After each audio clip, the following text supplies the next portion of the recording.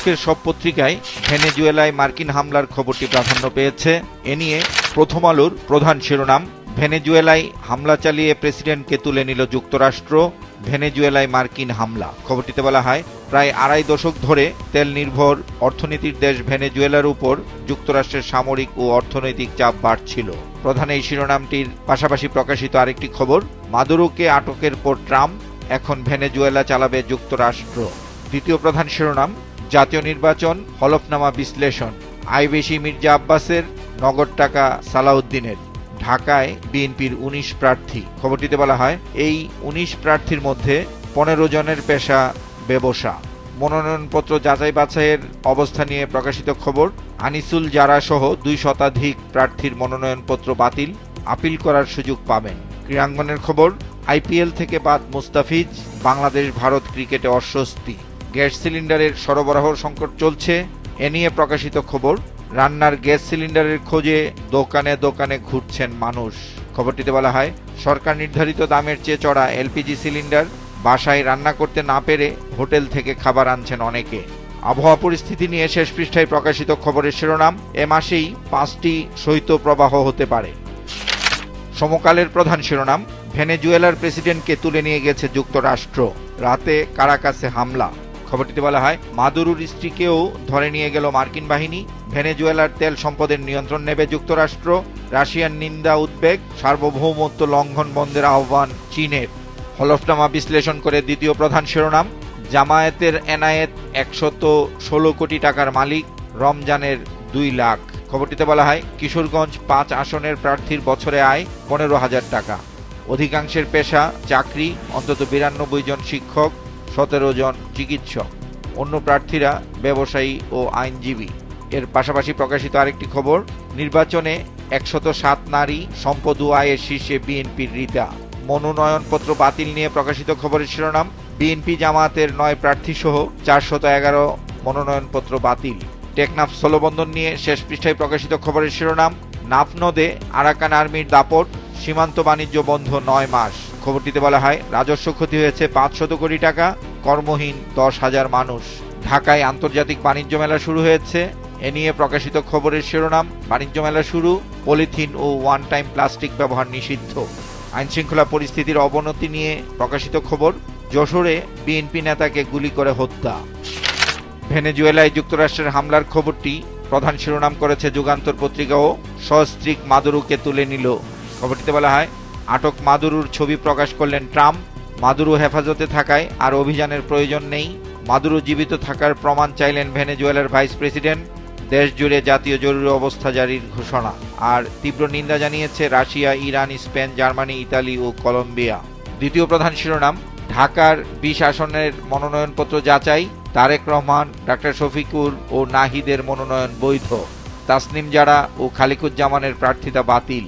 LPG নিয়ে প্রকাশিত খবর, এলপি গ্যাসের তীব্র সংকট, ১৩০০ টাকার সিলিন্ডার বিক্রি হচ্ছে ২,০০০ টাকায়। ট্রেজারি বিল, বন্ড ও সঞ্চয়পত্র নিয়ে শেষ পৃষ্ঠায় প্রকাশিত খবরের শিরোনাম, সরকারি ঋণের সুদের হার নিম্নমুখী। খবরটিতে বলা হয়, আগামী দিনে বেসরকারি খাতের ঋণের সুদ হারও কমতে পারে নীতি সুদের হারও।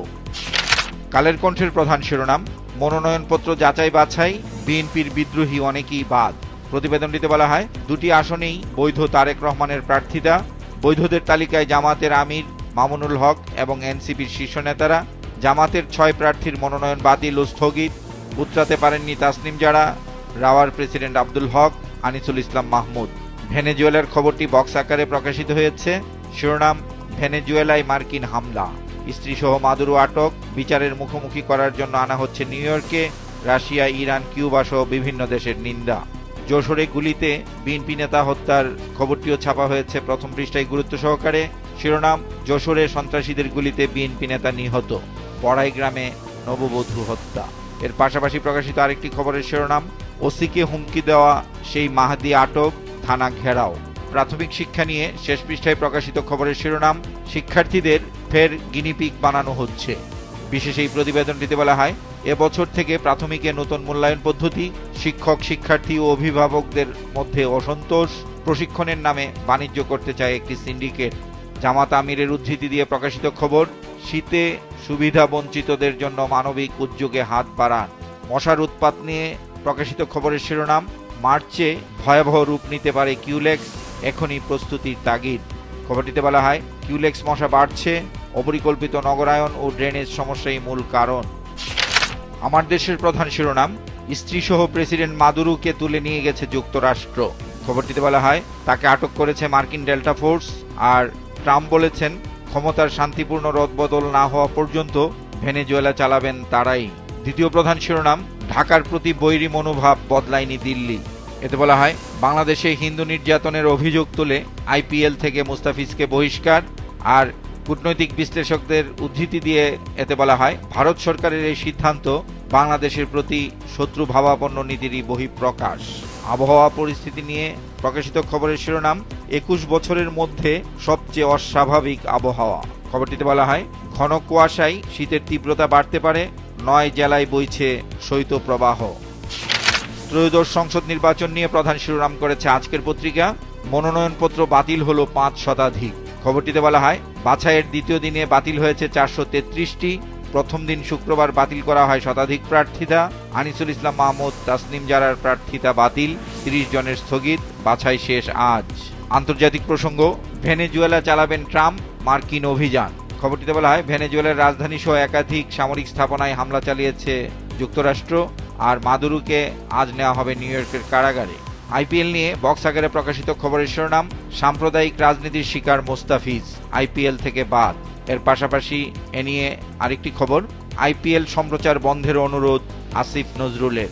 ইনকিলাব মঞ্চের আন্দোলন ঘিরে প্রকাশিত খবর, ইনকিলাব মঞ্চ হাদি হত্যার বিচার দাবিতে মার্চ ফর ইনসাফ কর্মসূচি। কালবেলার মূল পত্রিকার প্রধান শিরোনাম, শোকার্ত তারেক রহমানের ভাবনায় নূতন বাংলাদেশ, নির্বাচন পরিচালনায় কমিটি গঠন।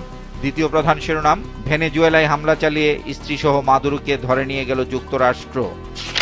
দেশ রূপান্তরের প্রধান শিরোনাম, বাংলাদেশের নতুন বছর, বৈদেশিক সম্পর্কে 20 চ্যালেঞ্জ। বিশেষ এই প্রতিবেদনটিতে বলা হয়, ভারতের সঙ্গে বোঝাপড়া, পুরনো সমস্যার মীমাংসা, রোহিঙ্গাদের ফেরত পাঠানো, প্রবাসে দক্ষ কর্মী পাঠানো, দেশে দুর্নীতি কমিয়ে বিদেশি বিনিয়োগের পরিবেশ তৈরি ও আধিপত্যবাদে সতর্ক থাকা এসব চ্যালেঞ্জের মধ্যে অন্যতম। শেষ পৃষ্ঠায় আবহাওয়া নিয়ে প্রকাশিত খবরের শিরোনাম, বাতাস কুয়াশায় বাড়ছে শীত। এতে আরো বলা হয়, চলমান শৈত্যপ্রবাহ 11ই জানুয়ারি পর্যন্ত থাকতে পারে। মঙ্গলবার থেকে শীতের তীব্রতা আরো বাড়বে।